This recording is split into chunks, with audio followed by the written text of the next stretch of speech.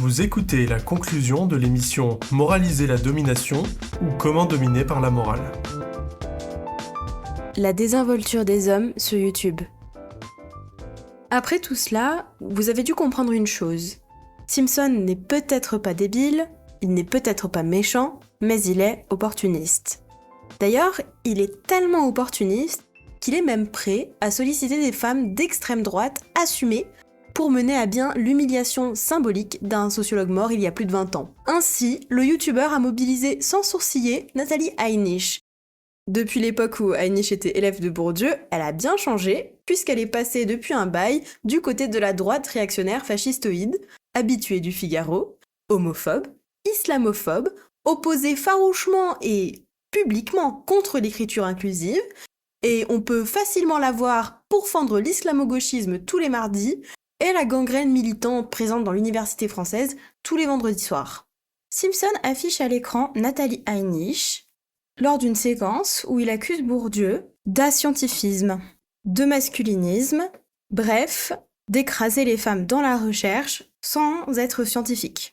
Bref, bien qu'il s'en défende, Bourdieu semble bien exagérer les coûts de la domination masculine pour les hommes, tout en négligeant à côté de ça les coûts majeurs de cette domination sur les femmes. Et tout ça n'est pas très étonnant, car étant un homme, il a beaucoup plus de facilité à ressentir les coûts liés à la masculinité. Mais ce point de vue masculin, cette empathie sélective, Bourdieu refuse de les voir. Car tout le problème avec ce livre, c'est qu'à aucun moment il n'a cherché à comprendre sérieusement comment sa position d'homme pouvait influencer son travail. On sait donc maintenant en quoi Bourdieu a fait de la merde, mais on ne sait pas vraiment pourquoi. Et la réponse à cette question, elle est en réalité assez simple, elle est même écrite en gros sur la couverture de son livre, c'est la domination masculine. Car au final, plus qu'un livre qui pose une lumière nouvelle sur les rapports hommes-femmes, le livre de Bourdieu est un cas d'école. Il nous montre bien comment un sociologue majeur peut faire de la merde en ne prenant pas au sérieux son implication dans les rapports de domination. Car dans ce livre, Bourdieu a beau être Bourdieu, il ne vaut pas pour autant beaucoup mieux que n'importe quel homme. Car oui, comme les autres, il va invisibiliser le travail des femmes. Oui, comme tout bon mansplainer, malgré une connaissance superficielle de son sujet, il va expliquer à des femmes expertes ce qu'elles devraient faire. Et oui, comme tout bon petit mascu, il va exagérer les souffrances masculines et minimiser l'oppression des femmes par les hommes. Et comme tout bon dominant, il va aussi reprocher aux minorités de faire entrer des considérations politiques dans le monde de la science. Dans toute sa vidéo, et dans cette conclusion particulièrement outrageante à celle-ci, Simpson accuse en fait Bourdieu, en utilisant des chercheuses dont il n'utilise pas pour autant les outils, et surtout, en mettant dos à dos ces femmes et cet homme, sans faire une quelconque démonstration scientifique qui permettrait de montrer que le symbolique ne fonctionne pas.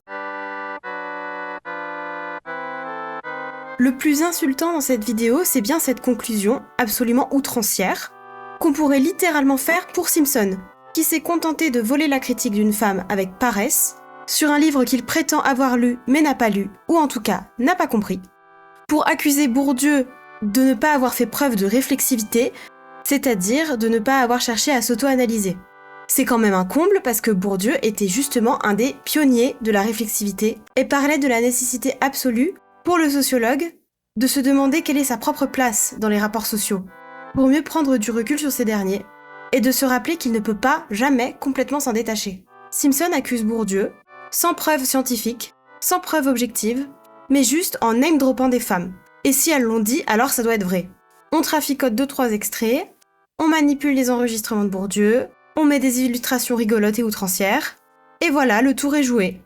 Voilà comment, en 2 mois, on peut pondre une grande œuvre de désinformation et d'outrage, non seulement envers le sociologue, mais lui, bon, c'est pas bien grave, il est mort, mais surtout envers tous les dominés et toutes les femmes, non seulement utilisées pour cette vidéo, mais aussi celles qui vont être éloignées d'outils puissants pour lire la domination qu'elles subissent et dont elles souffrent. Et il accuse Bourdieu de ne pas avoir pris ses précautions. Il ne vous a absolument pas prouvé que Bourdieu n'avait pas pris ses précautions, il l'a juste affirmé, sans aucune preuve. Enfin si, sa seule preuve, c'est les femmes qu'il a plagiées. Il a juste utilisé ces femmes-là, leurs accusations, et puis c'est tout. Aucune étude comparée, aucun approfondissement permettant d'étudier les outils l'un contre l'autre, l'un avec l'autre, et même pas faire l'effort de faire des contrôles F dans le texte. Et puis il continue à s'enfoncer encore et toujours dans la médiocrité, le mensonge et l'insulte, en allant jusqu'à assimiler Bourdieu à Hainiche, en l'affichant à l'écran elle, alors qu'il le critique lui. Hainiche s'affirme comme anti-wokiste. Et ce que je vous dis là, c'est pas comme si c'était invisible, hein. Le profil d'Hainiche, il est facilement vérifiable. Une simple lecture de sa page Wikipédia aurait permis à Simpson de lire, par exemple, l'extrait suivant. Dans « Le wokisme serait-il un totalitarisme ?», Nathalie Hainiche manifeste son opposition à l'égard du mouvement dit « woke ». Selon Libération, l'essai pourrait être signé par un idéologue du RN que nul ne s'en apercevrait, tant il défend les mêmes causes que le RN. Aussi, on attend toujours les preuves dans lesquelles Bourdieu aurait été contre le fait de faire de la politique dans la science. Bourdieu était quelqu'un d'engagé parce qu'il était scientifique. Et c'est parce que la gauche a la science de son côté qu'elle se distingue de la droite. C'est parce que la gauche a la science qu'elle sait que l'oppression, que la domination, n'est ni enviable, ni naturelle, ni justifiable, et qu'elle n'a pas besoin d'en ressortir à la morale. Ce qui est terrible avec la vidéo de Simpson, c'est qu'il fait plus contre Bourdieu que la droite elle-même. Il arrive à tenir des accusations encore plus dangereuses, encore plus fausses et encore plus absurdes que certains propos du Figaro. Et franchement, il faut le faire, hein. Mais voilà où ça mène lorsque notre militantisme se base uniquement sur la morale, sur le fait d'être du camp des gentils. Bourdieu ne critiquait pas le fait d'avoir des attentes politiques dans la science. En revanche, il critiquait le fait de mélanger les idéaux politiques avec les observations objectives du réel, quand ça nous arrange, pour servir notre discours militant. Ce qui arrive bien plus souvent qu'on ne le pense. Et oui, il y a certains militantismes que ça arrange pas d'entendre dire qu'il ne suffit pas de faire la révolution à la maison pour que le patriarcat se soit fini. Il n'empêche que c'est vrai, car la domination est observable scientifiquement dans les institutions, et non pas uniquement dans les relations interpersonnelles entre les hommes et les femmes. Je ne sais pas pourquoi, pour certains et pour certaines, ça c'est une mauvaise nouvelle, le fait que tout ça c'est un enjeu de lutte plus grand que juste nous. Mais comme les fachos aiment si bien le dire alors qu'ils n'ont absolument pas les faits de leur côté, les faits s'en foutent de nos désirs. Et plus exactement, les faits s'en foutent de notre idéalisme. Le réel est ce qu'il est, même si on a très envie de mettre des œillères pour ne pas le voir. Simpson ne se gêne donc pas pour mettre dans le même panier cette femme ouvertement anti-bourdieusienne avec Bourdieu lui-même. Toute sa vidéo consiste d'ailleurs à prétendre que Bourdieu aurait fait une sorte de morale lorsqu'il portait des exigences scientifiques, notamment en s'auto-analysant, et à s'imaginer que Bourdieu ne se serait pas auto-analysé lorsqu'il écrivait La domination masculine. Et Simpson manipule le son et les images pour vous donner l'impression que tout ça c'est évident, que tout ça c'est prouvé, que Bourdieu lui-même l'a reconnu. Sauf que le problème de ce bouquin, ce n'est pas du mansplaining envers Françoise Héritier ou Nicole Claude-Mathieu. Le problème de ce bouquin, il ne se résume pas à Bourdieu n'est pas scientifique dedans, et il ne suffit pas de dire que Bourdieu manquait de méthode pour jeter à la poubelle le symbolique, qui a été construit dans d'autres travaux bien plus sérieux. Le problème de La domination masculine, c'était que c'était un bouquin brouillon, écrit à la va-vite. Est-ce qu'il manquait de sources ? Non. Est-ce qu'il manquait de femmes expertes ? Non, il citait littéralement Nicole Claude-Mathieu. Et surtout, le plus important, est-ce qu'il manquait d'outils scientifiques ? Non. Ce dont il manquait en revanche, c'était du développement nécessaire pour expliquer ces outils scientifiques, et de la connaissance de l'actualité scientifique sur le sujet, pour faire le pont entre les travaux récents des autres et les outils que Bourdieu manipule. Simpson n'a pas pris le recul ni le temps nécessaire pour porter la critique qu'il prête à Bourdieu. La seule chose qui l'intéressait au fond, c'était d'être vendeur, d'être incisif, de trancher. Comme s'il y avait besoin de mettre à la poubelle Bourdieu pour mettre en avant Nicole Claude-Mathieu ou Paola Tabé. C'est vendeur, c'est dramatique, c'est piquant, bref, ça plaît. Sauf que ça n'est pas scientifique du tout. Et puis Simpson prétend que Bourdieu ne comptait pas faire du militantisme avec du scientifique, blablabla. Alors que, là encore, ce que Bourdieu disait, c'était que la sociologie, c'était de la science. Il n'a jamais dit qu'avec la sociologie, on ne pouvait pas faire du militantisme. Au contraire, il dit justement que le militantisme a à gagner à utiliser la science. Mais à aucun moment il a prétendu que Nicole Clodot-Mathieu était trop militante.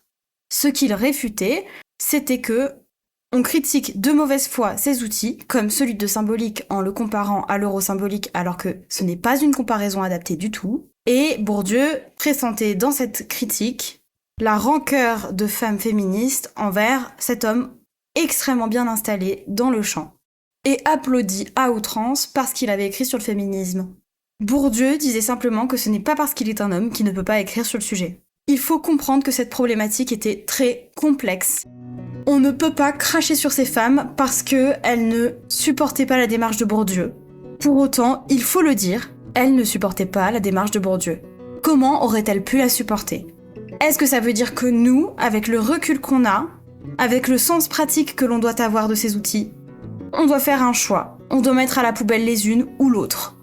Peut-être, mais si ce choix doit être fait, ce n'est pas sur la base d'accusations comme celles portées par Simpson. Il faut prouver que ces outils ne fonctionnent pas. Il ne suffit pas d'affirmer qu'ils ne sont pas scientifiques, il faut le montrer.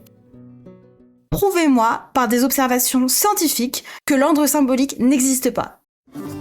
Prouvez-moi par des observations scientifiques que la violence symbolique n'existe pas dans tous les rapports de violence issus de la domination. Ou qu'elle n'est pas la racine qui mène des femmes à devoir se défendre contre la violence des hommes et à être ensuite réprimées par les institutions pour cela. Prouvez-moi que cette violence n'est pas omniprésente dans toutes les formes de domination, y compris la domination masculine, mais pas que. Prouvez-moi que les femmes, même lorsqu'elles sont résistantes, sont complètement au-dessus des schèmes de perception de la domination. Prouvez-moi que nous n'avons pas intégré complètement la domination en nous, même de 1%, qu'il ne reste pas en nous des réflexes liés à la domination. Moi, ce que je sais, c'est que quand je suis dans la rue et que je lève les yeux vers les humains, en France de 2025, je ne vois pas une masse informe qui serait le genre humain. Lorsque je lève les yeux dans la rue, je ne vois pas juste des humains. Je vois des hommes, je vois des femmes, je vois des vieux, je vois des jeunes. Et dans ce regard, il y a tout ce qui va avec. Les biais racistes qui m'ont été intégrés dès mon enfance, les biais sexistes que j'ai également intégrés. Est-ce que mes jambes sont suffisamment épilées pour qu'on ne me prenne pas pour une femme sale ? Est-ce que mon corps est assez mince pour paraître beau aux yeux de la société ? Est-ce que l'homme que je suis en train de croiser n'est pas en train de mater mon cul ? Est-ce que le couple que je vois se chahuter n'est pas le lieu d'une violence conjugale ? Toutes ces choses-là font partie de mon réel. Et même si je sais que les violences conjugales sont arbitraires, il n'empêche qu'elles existent parce que les hommes sont socialisés à être violents. Et non pas parce qu'ils ont une nature violente ou une nature méchante ou qu'ils manquent de bonne volonté. Moi-même, lorsque je lis mon propre corps, je réfléchis à comment le reste de la société va le recevoir. Parce que je sais très bien que si je sors dans la rue, que si je vais au travail, avec une barbe, avec des poils, avec une tenue que la société juge malpropre, inappropriée, impudique, je risque, selon le groupe social et la situation dans laquelle je suis, d'être en danger de mort sociale, de mort physique. C'est ça, la force de l'ordre symbolique. Et ce n'est pas parce que je suis bourdieusienne que les effets de cet ordre ont disparu du jour au lendemain. Sinon, je ne verrai plus des hommes et des femmes, je verrai simplement des humains. Je ne verrai plus des petits garçons avec des petites filles, des bobos, des bourgeois, des racisés. Je verrai juste des humains. Ce qui est impossible, car l'ordre social a ancré en moi ces normes, et que ces normes sont sans cesse matérialisées dans le réel, et qu'elles sont justifiées elles-mêmes par des observations du réel. Quoi de mieux pour les combattre que d'avoir conscience de cela, et donc ainsi d'être capable de prendre de la distance sur cela tout en ayant conscience que je ne peux pas complètement m'en défaire. Cette vigilance-là, Bourdieu l'a toujours eue. Et de la même façon que ça ne l'empêchait pas d'avoir honte de son accent béarnais ou de l'accent béarnais de quelqu'un lorsqu'il l'entendait, ça lui permettait aussi de savoir d'où vient cette honte et de prendre du recul sur celle-ci. Ça fonctionne pareil avec la domination masculine. Bien sûr que Bourdieu avait conscience d'être un homme et de s'adresser majoritairement à des femmes. Et bien sûr qu'il avait conscience que la majorité des chercheuses sur le sujet étaient des femmes. Et bien sûr que, malgré cette conscience-là, il gardait une posture de dominant. Puisque la société le faisait dominant. Personne ne peut arrêter d'être dominant ou d'être dominé du jour au lendemain, juste parce qu'on le décide, juste parce que maintenant qu'on sait que c'est arbitraire, on va arrêter de participer. Le jeu social ne fonctionne pas comme ça. Du moment qu'on est dans la société, on y a partie prenante. C'est pour ça qu'il faut dépasser le vocabulaire du consentement, des gentils, des méchants, de la bonne ou de la mauvaise volonté. Et c'est pour ça également qu'il ne suffit pas à Simpson de name drop des femmes qu'il plagie pour être un bon féministe. Bien au contraire. Bon, par contre, l'immense nombre de chercheuses, par exemple Gisèle Sapiro, ces chercheuses qui mobilisent quotidiennement les outils de Bourdieu dans tous leurs travaux, on s'en fout pas mal. On s'en tape. Ça ne sert pas le propos de Simpson. En tout cas, ça fait pas de capital profème à peu de frais. Donc voilà, aucun intérêt. La mobilisation exclusive ou presque de 2 chercheuses franco-françaises associées au fait de mobiliser des personnalités d'extrême droite, ça montre bien une chose, toutes les munitions sont bonnes à prendre pour buter le père Bourdieu, peu importe comment. Tant que ça mousse, allons-y, gaiement. Le stratégiste chinois Sun Tzu disait « Choisis tes batailles et n'engage le combat que si tu es sûr de le gagner ». Et il aurait aussi sûrement trouvé que se battre contre quelqu'un de mort, c'est plutôt facile. Bon, plus sérieusement, on a quand même là des dominants, donc Usul, Danny Caligula, Gregor Simpson, qui nous parlent de domination et qui, tous, le font objectivement très mal. Les recherches réalisées pour ce faire sont minces, mais elles suffisent pour se cacher derrière à la moindre critique de fond. La forme des propos est souvent confuse ou très rapide. Mais alors, pour la gauche, quels apports sont ceux de Bourdieu et de Spinoza ? À gauche, aujourd'hui, on se contente de chercher des gentils et des méchants. En général à droite, parfois même dans notre propre camp. Ce qui fait la force de la gauche, ce n'est pas d'être le camp des gentils. Ce qui fait la force de la théorie de gauche, et ce qui devrait animer chaque personne qui se pense de gauche, c'est d'être dans le camp du vrai, du scientifique, du rationnel. Les droitards, les incels, aiment bien traiter les féministes d'hystériques. Pour autant, la droite n'a pas de théorie scientifique du monde. Elle n'a pas d'interprétation réelle du réel. Elle fonctionne par des ressorts émotionnels et par l'indignation morale. La droite n'analyse pas les faits sociaux avec méthode, d'ailleurs elle ne cherche pas à en dégager une. Elle cherche uniquement à s'assurer que les dominants restent dominants et que les dominés restent à leur place. La gauche ne devrait pas chercher à juger moralement qui que ce soit, car elle n'a pas besoin de la morale pour combattre le nazisme, le masculinisme, le validisme, etc. La gauche, c'est le camp politique qui vise à rendre tous les humains libres. Et la liberté, chez Spinoza, c'est le fait de savoir exactement quelle cause détermine nos actions. Et c'est pourquoi nous pensons que les outils de Bourdieu, parmi lesquels le symbolique, le capital culturel, l'habitus et la violence symbolique, sont des outils extrêmement efficaces. Il n'y a, à notre connaissance, aucun fait social que ces outils ne peuvent contribuer à analyser. Et c'est pour ça que nous avons souhaité vous les présenter. C'est pour ça que nous voudrions attirer l'attention de plus de personnes sur ces outils, et nous pensons sincèrement qu'il est contre-productif d'en éloigner son public, quand bien même ça fait des vues facilement et ça donne un certain crédit. On n'atteint pas la liberté sans la science. On n'atteint pas l'émancipation sans pouvoir agir sur ce qui nous entrave. Et pour gagner en puissance d'agir sur cela, il faut comprendre d'où viennent ces entraves.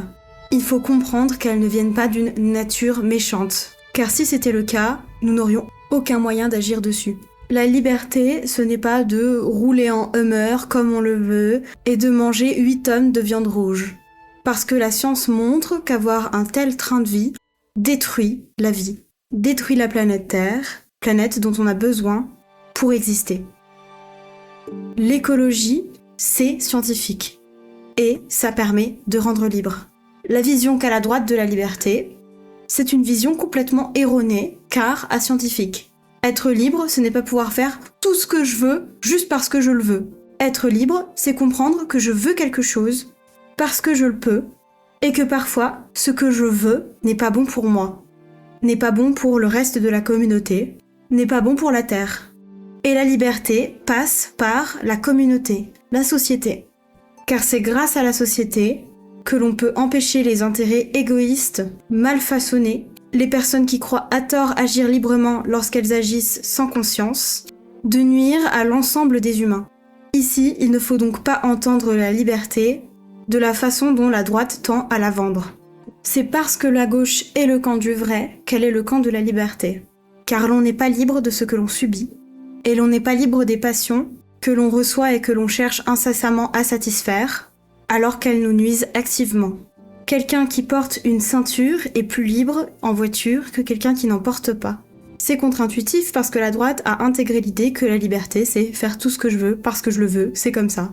Mais la gauche, elle sait que la volonté ne vient pas de nulle part. En tout cas, la gauche doit le savoir, car c'est elle, le camp du vrai. Et donc, elle doit savoir que le libre arbitre, ça ne veut rien dire. Ça ne désigne pas réellement quelque chose de complètement libre. Ça désigne une fausse idée de la liberté.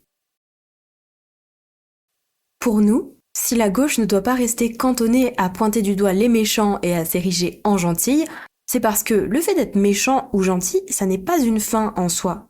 La gauche ne va pas avoir forcément recours à des moyens gentils pour atteindre l'émancipation des personnes qui sont dominées arbitrairement.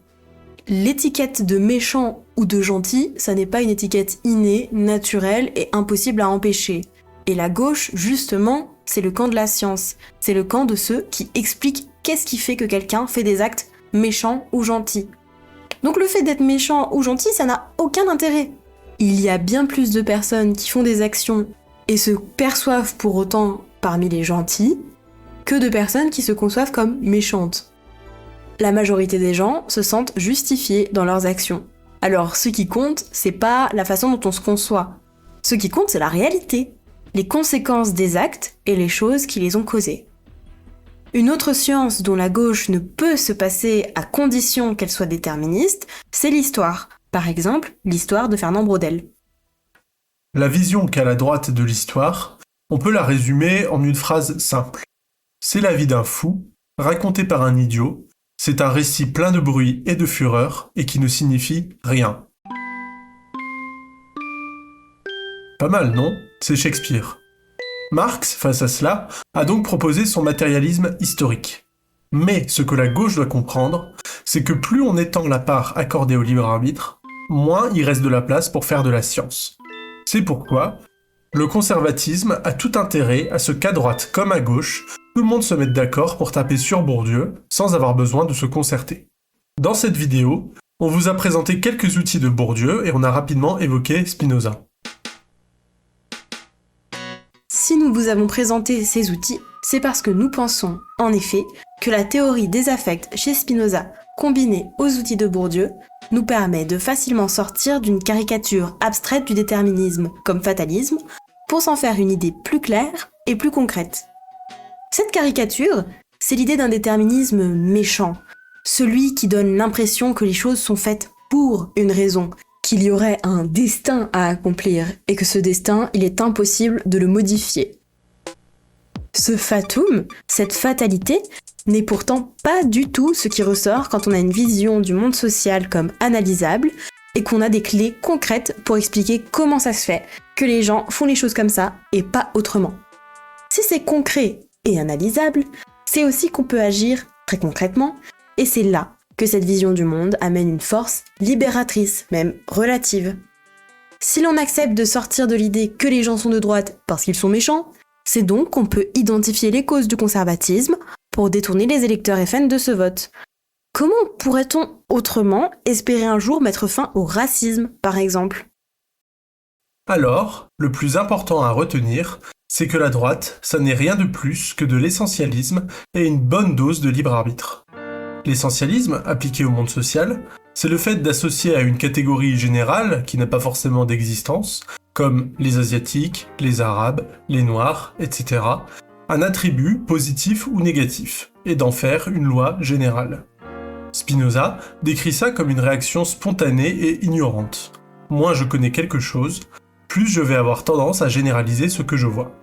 J'ai vu un Asiatique gagner un concours de maths à la télévision, ou dans une série être un geek, donc je vais projeter ça sur l'intégralité des Asiatiques.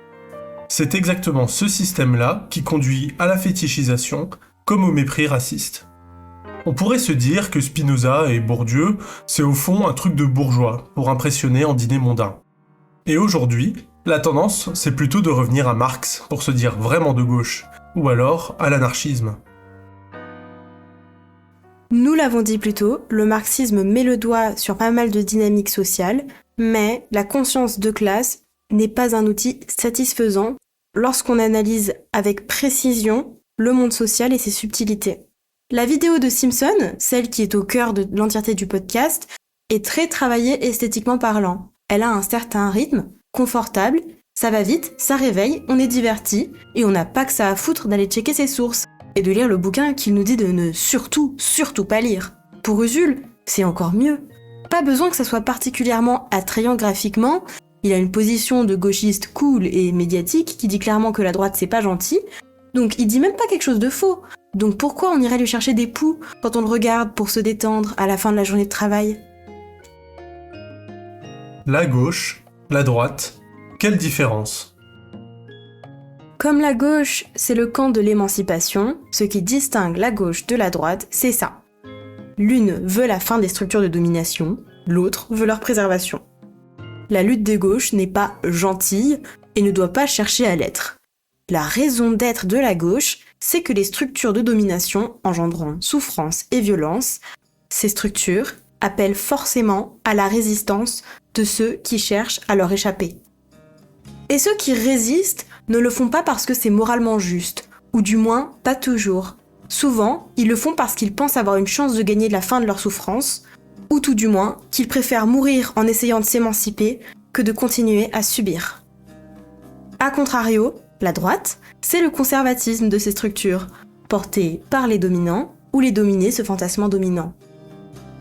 La glorification des hommes féministes, des blancs antiracistes, ou encore des dominants qui font du contenu politique de gauche, bref, des gentils, elle ne pose pas un problème moral, ni un problème d'intention pure. On ne doute pas de leur bonne foi à tous. Le problème, quand on voit la qualité du fond de leur contenu, c'est qu'il ne reste que ça à la fin. Du moralisme pieux et des vœux sincères. Pourtant, les dominants n'ont pas rien à faire dans la lutte. Déjà, parce que la domination a un coût, mais ensuite et surtout, parce que les dominants sont rarement parfaitement dominants. Un homme blanc pauvre a un intérêt objectif à la fin du capitalisme qui est évident, mais aussi, et c'est moins évident, à la fin du patriarcat. Et du coup, la dernière question à laquelle nous voulons répondre, c'est la suivante. Mais que peuvent faire les dominants ? Au fond, l'un des principaux reproches faits à Bourdieu au sujet de ces deux articles et du bouquin qui en a découlé, La domination masculine, c'est d'avoir parlé de cette domination en étant un homme. Pourtant, qu'un chercheur de son envergure ne traite pas ce sujet devrait être un problème. Ce n'est pas parce que l'on est une femme que l'on a nécessairement les armes pour comprendre la domination, pour l'analyser scientifiquement. Regardez juste les militants de Némésis, un pseudo-collectif féministe d'extrême droite, en réalité misogyne et raciste. Regardez aussi les personnes qui se prétendent fémélistes et qui ne voient pas ici tout le problème à naturaliser ce qu'est une femme. Je préfère entendre des hommes à gauche essayer d'analyser leur place d'homme que de les voir se dédouaner du problème sous couvert de laisser la parole aux concernés et du coup de répéter ce que disent d'autres femmes pour gagner du crédit sans avoir à prendre du recul sur le sujet. Et je préfère voir un scientifique articuler ses propres outils à la domination masculine plutôt qu'écouter un youtubeur mettre des chercheuses sur un piédestal du simple fait qu'elles soient des femmes. Ce n'est pas parce qu'on n'est que youtubeur qu'on ne doit pas faire preuve de rigueur scientifique, de recul et d'analyse. De la même façon qu'écrire sur la domination nécessite de l'avoir étudié avec les bons outils, participer à la scène politique YouTube, quoi que ça veuille dire, ça n'est pas donné à n'importe qui. Il faut le temps, le sentiment d'y avoir sa place, et en général, des ressources sociales. Parler du monde social sur Internet, en public, devenir une personnalité médiatique, tout ça, ça implique d'avoir ou de croire avoir une certaine légitimité à le faire, et tout le monde n'a pas ça. Vu qu'à la base, YouTube est surtout investi par des blancs, ça attire surtout des blancs, qui vont plutôt, inconsciemment, chercher à regarder des blancs. Donc, ça crée une difficulté d'accès pour des entrants racisés, aussi bien pour la partie YouTube jeux vidéo / divertissement, que pour la partie ouvertement politique. Ne parlons alors pas des femmes, qui subissent exactement le même hermétisme et du reste des dominés. Est-ce que ça veut dire que les hommes n'ont pas le droit de parler de féminisme ? Est-ce que ça veut dire que les blancs n'ont pas le droit de parler des racisés ? Absolument pas. Mais il est regrettable que la plupart de ces contenus soient pro-femme ou bonne conscience. On a des hommes qui cherchent plus à se dédouaner eux-mêmes de racisme ou de sexisme et qui capitalisent sur ça. Et quand c'est pas ça, on a des hommes qui cherchent absolument la sympathie de leur public en disant qu'ils sont les pires, qu'ils sont au courant, qu'ils ont conscience, qu'ils essayent de se repentir, mais que c'est dur. On a rarement du contenu d'introspection qui cherche à s'analyser brutalement, sans se considérer au-dessus de quiconque et sans tomber dans les travers de recherche de sympathie. Pour répondre à la question « Que peuvent faire les dominants ?», on ne pourra jamais assez recommander l'ouvrage de Erving Goffman sur le stigmate. Il s'appelle « Le stigmate », en insistant particulièrement sur la notion du « wise ». Un wise, en anglais, quelqu'un de sage, c'est quelqu'un que le stigmate ne concerne pas. Par exemple, un blanc dans le cadre du racisme, mais qui prend le côté des stigmatisés, qui les défend et qui fait ce qu'il peut pour les aider. Si un dominant ne sait pas quoi faire, alors qu'il devienne un wise sans oublier qui il est. Bref, quand on se dit de gauche, il vaut mieux pratiquer une vigilance permanente envers soi-même, plutôt que de se cacher derrière une rhétorique de l'intention ou de la bonne volonté qui ne permet que de se sentir bien avec soi-même. Encore pire, se cacher derrière le fait de régler ses comptes à quelqu'un qui est pire que nous. Il est grand temps qu'à gauche, nous nous réveillons. Nous ne sommes pas plus intelligents que la droite. Nous ne sommes pas au-dessus de la droite moralement. Nous ne sommes pas supérieurs à elle. Ce qui fait que notre camp est le camp du vrai, c'est parce que nous sommes dans le camp de la fin de la domination.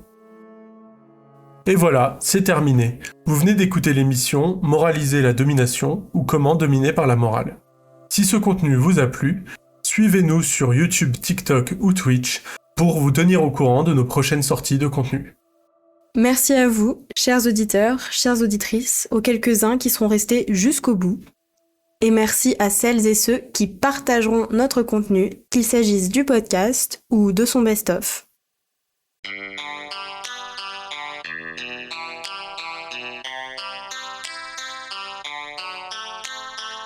Ah, pauvre Bourdieu.